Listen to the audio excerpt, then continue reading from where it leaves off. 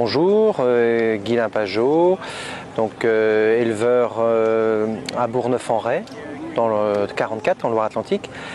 Donc nous, avec mon frère et ma femme, on a un troupeau laitier, 65 vaches laitières, et on a repris la ferme familiale qu'on a convertie en bio en 98. Dès 2005, on a mis en place une fromagerie, donc qui nous permet de transformer le lait que produisent nos vaches. On a très vite été en contact avec le groupement bio local pour échanger sur des thématiques techniques, de santé animale, etc. Et du coup, un événement important a été la découverte de la méthode Opsalim. Donc, c'est une méthode qui a été mise au point par le docteur Bruno Giboudot, un veto, qui permet de voir une vache au travers de signes qu'elle exprime, soit par le poil, le nez, les yeux, la bouse, les urines. Et ces indications-là nous donnent la distance qu'on a avec l'alimentation et ce qui lui convient à elle. Donc du coup, c'est des clés qui nous permettent de rentrer en communication avec nos animaux. Et donc c'est très très fort en fin de compte parce que quelque part on lui pose des questions, mais le plus fort c'est qu'elle nous répond. Et du coup le fait de rentrer en communication avec nos animaux comme ça, on était déjà en relation avec eux, mais vraiment l'approche là nous a mis en communication directe et pour nous ça a été un déclencheur, quoi. Donc on a cheminé tranquillement avec ça, nos animaux nous donnaient l'information, on les questionnait.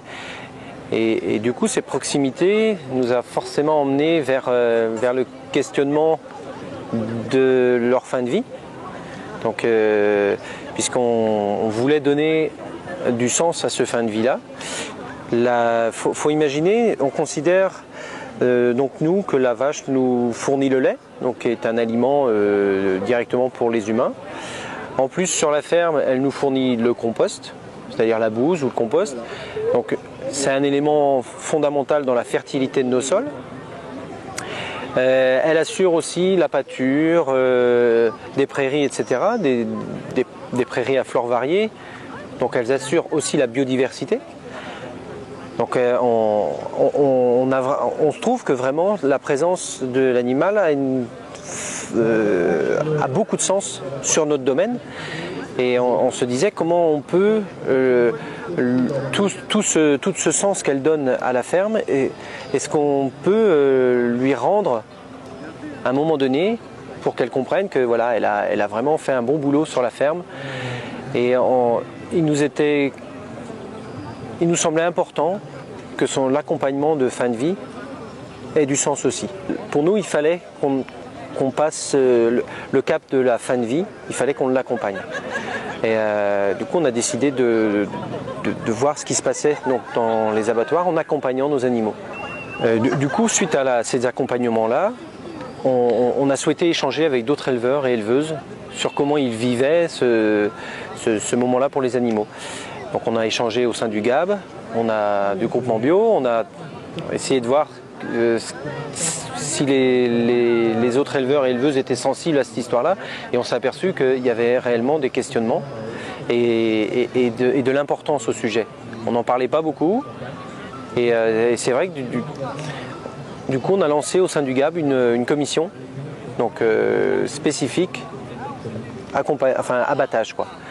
Et là on travaille dessus, on est en train d'essayer de voir les thématiques qu'on souhaite aborder. Et il y a eu également du coup une conférence qui a été faite sur ce sujet-là au salon de la Terre et notre métier, donc à Retier, donc en septembre. Et ça, du coup, ça a été vraiment un moment intéressant de sentir qu'on était quand même plusieurs à partager ce sentiment-là. Donc on est vraiment en cheminement sur cette histoire-là. Donc c'est voir quels sont les points d'amélioration dans les abattoirs, quels sont les points d'amélioration dans le transport des animaux, quels sont les points d'amélioration qu'on peut faire nous dans nos élevages pour mieux préparer les animaux à ce moment-là. Je peux pas te cacher que l'idée d'un abattage à la ferme me séduit beaucoup. Mais je vois bien qu'au niveau législatif, au niveau économique, etc., ça va être des dossiers qui vont être assez longs à mettre en place. Donc du coup, pour l'instant, on travaille au niveau des abattoirs, on essaie qu'ils soient les plus locaux possibles. Donc nous, on a la chance d'en avoir un à une demi-heure de la ferme. Donc on rentre actuellement en échange avec eux pour savoir comment on pourrait fonctionner ensemble.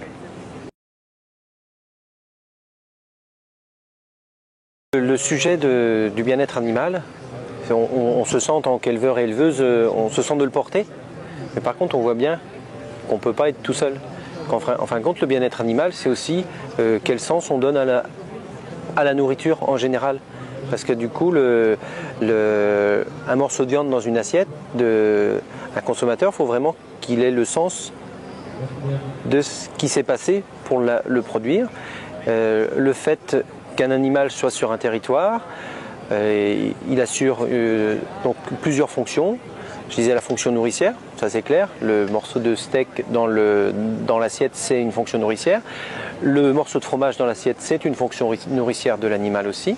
Par contre, on oublie souvent l'aspect aussi préservation de la biodiversité, par l'entretien de prairies, de zones humides, etc. Mais aussi que la fertilité des sols est également très importante, et plus les sols sont de faible potentiel, plus la présence de l'animal est essentielle. Parce que la fertilité via le compost d'un sol, c'est-à-dire que l'animal va produire un compost, une bouse, cette bouse-là peut être compostée ou mise dans un champ et elle va ramener du vivant au sol.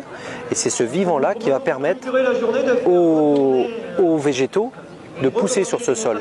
Donc c'est extrêmement important de considérer que dans une assiette, quand on a des légumes bio, il faut penser qu'ils ont eu besoin de compost ou de fumier pour pousser. Et donc l'équilibre des végétaux dans une assiette et des produits animaux, il est important. Il ne faut pas des excès, tout est dans la mesure, mais n'empêche que cet équilibre-là est important pour assurer un équilibre du vivant en global. Donc il faut absolument, dans cette histoire-là, le consommateur, le citoyen, nous accompagne aussi. On ne peut pas être les seuls à porter un dossier aussi important. Donc le rôle nourricier de l'élevage, de l'agriculture, doit être porté en même temps par les citoyens et les consommateurs, et appuyé bien sûr par les politiques, ça c'est très important. Mais ils ne sont normalement que le relais de la volonté des citoyens. Donc on va compter là-dessus pour avancer et cheminer tous ensemble.